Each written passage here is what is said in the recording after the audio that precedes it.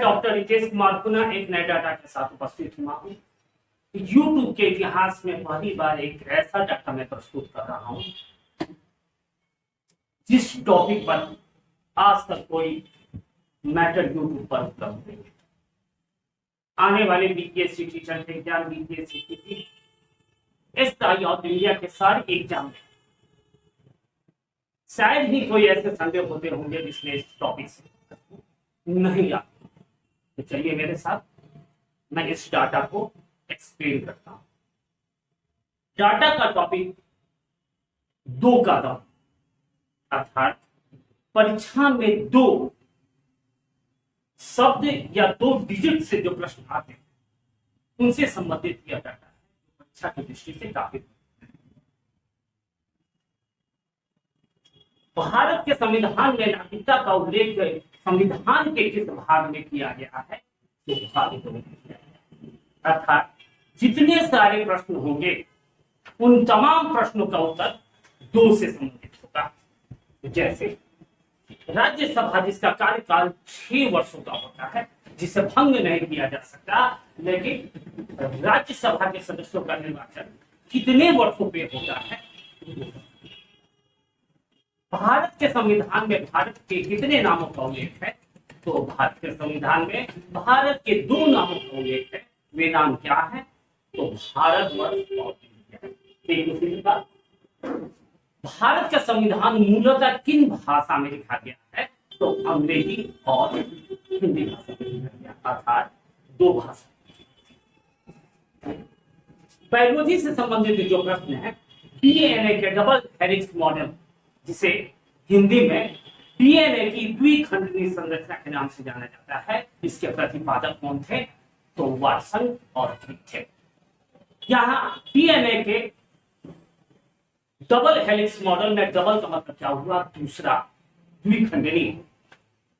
Watson और क्रिक के द्वारा डीएनए के डबल हेलिक्स मॉडल का प्रतिपादन किस वर्ष किया गया? 1953 में किया गया।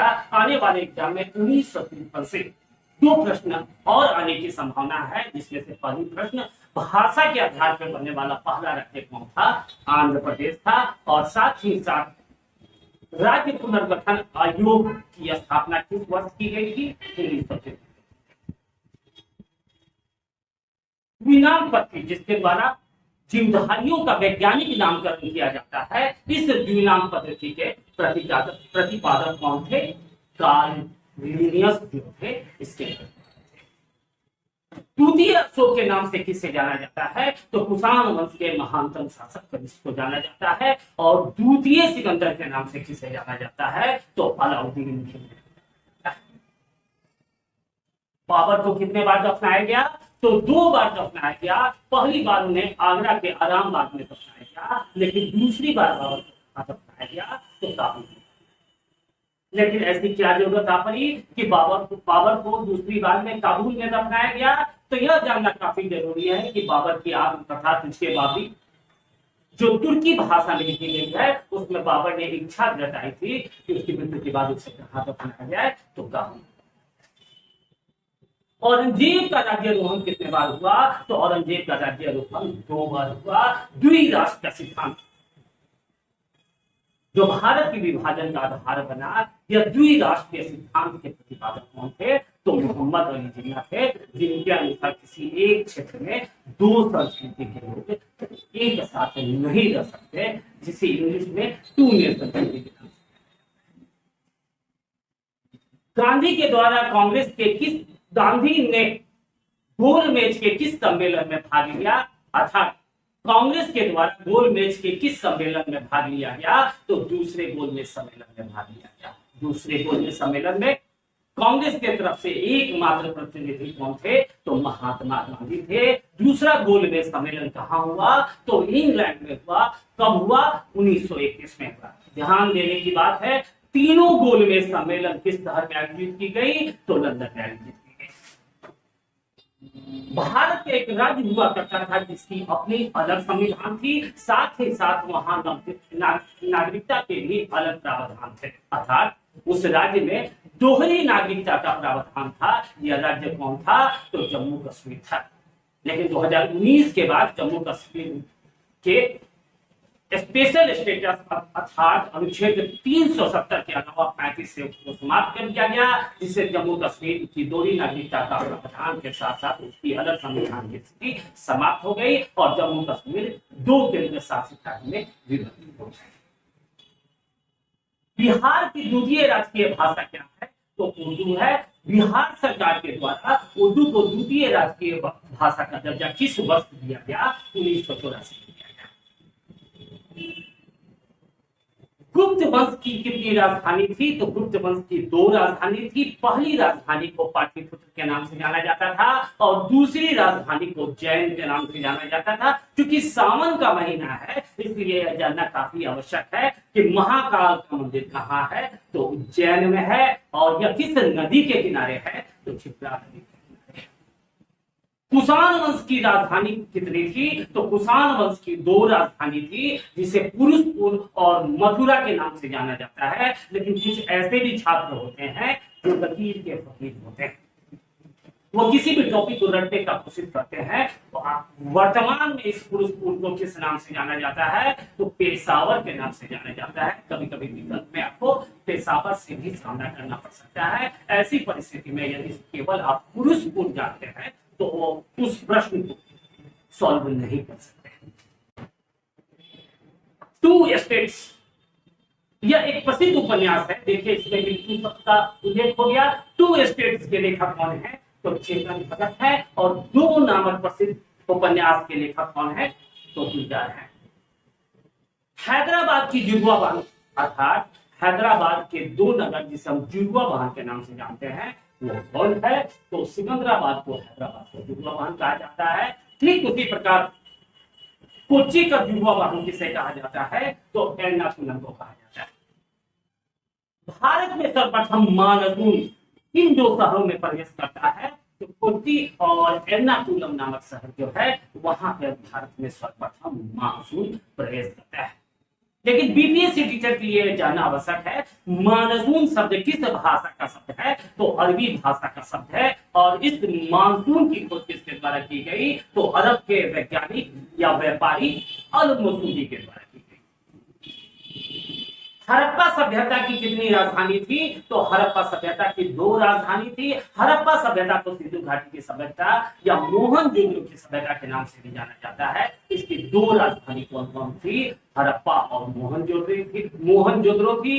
यह किस इतिहासकार ने प्रमाणित किया है? तो प्रसिद्ध इतिहासकार पिगत महोदय के द्वारा इसे प्रमाणित किया गया कि हड़प्पा सभ्यता की राजधानी हड़प्पा और मोहनजोदड़ो थी। गांधी के द्वारा जब दक्षिण अफ्रीका में जब वो गए, वहां पे उनके द्वारा 2 प्रसिद्ध आश्रम की स्थापना की गई। उस आश्रम का नाम क्या था? तो टॉल्स्टॉय आश्रम और फोनिक्स आश्रम। गांधी के जीवन में लियो टॉल्स्टॉय का काफी ज्यादा प्रभाव था और लियो टॉल्स्टॉय की एक प्रसिद्ध पुस्तक थी वॉर एंड पीस के अलावा 3 क्वेश्चंस। गांधी ने टॉल्स्टॉय आश्रम की स्थापना कब की? तो 1910 में गांधी के द्वारा टॉल्स्टॉय आश्रम की स्थापना की गई और दक्षिण अफ्रीका में गांधी के द्वारा एक और आश्रम की स्थापना की गई जिसे हम फोनिक्स आश्रम के नाम से जानते हैं। इस फोनिक्स आश्रम की स्थापना कब की गई? 1904 में की गई। तदुपरांत गांधी के द्वारा जब भारत में आगमन किया गया 1915 में, तो भारत में उनके द्वारा अहमदाबाद अशोक के द्वितीय शिलालेख में किस बात का उल्लेख है? तो अशोक ने अपने द्वितीय शिलालेख में मनुष्य और पशुओं के लिए चिकित्सा से संबंधित हॉस्पिटल अर्थात चिकित्सालय केंद्रों की स्थापना की बात का उल्लेख किया है। यह किस अभिलेख में किया है? तो द्वितीय शिलालेख में किया है। बौद्ध धर्म की द्वितीय बौद्ध संगति कब हुई? तो 383 ईस्वी पूर्व हुई। कहां पे हुई? तो वैशाली में हुई। इस बौद्ध संगति की अध्यक्षता किसके द्वारा की गई? सबकामी के द्वारा की गई। और द्वितीय जैन संगति कब हुई? द्वितीय जैन संगति कहां हुई? तो बल्लाभी में हुई, जिसकी अध्यक्षता किसके द्वारा की गई? तो क्षमा श्रमण के द्वारा की गई। ऐसे प्रश्न परीक्षा में बार बार कुषाण वंश का द्वितीय संस्थापक किसे कहा जाता है? तो कनिष्क को कुषाण वंश का द्वितीय संस्थापक कहा जाता है। और मुगल वंश का द्वितीय संस्थापक किसे कहा जाता है? तो हुमायूं को कहा जाता है। अगला पॉइंट, बीपीएससी टीचर के एग्जाम के लिए अत्यंत उपयोगी है। मराठा साम्राज्य का द्वितीय संस्थापक किसे कहा जाता है? तो बाजीराव विश्वनाथ को कहा जाता है। यह अत्यंत ही महत्वपूर्ण। भारत में दो ऐसे केंद्र शासित राज्य हैं जहां विधानसभा है। वे केंद्र शासित राज्य कौन कौन है? पुडुचेरी। पुडुचेरी को पहले किस नाम से जाना जाता था? तो पांडिचेरी के नाम से जाना जाता था। इसके अतिरिक्त भारत के दो राज्य हरियाणा और पंजाब की राजधानी एक है।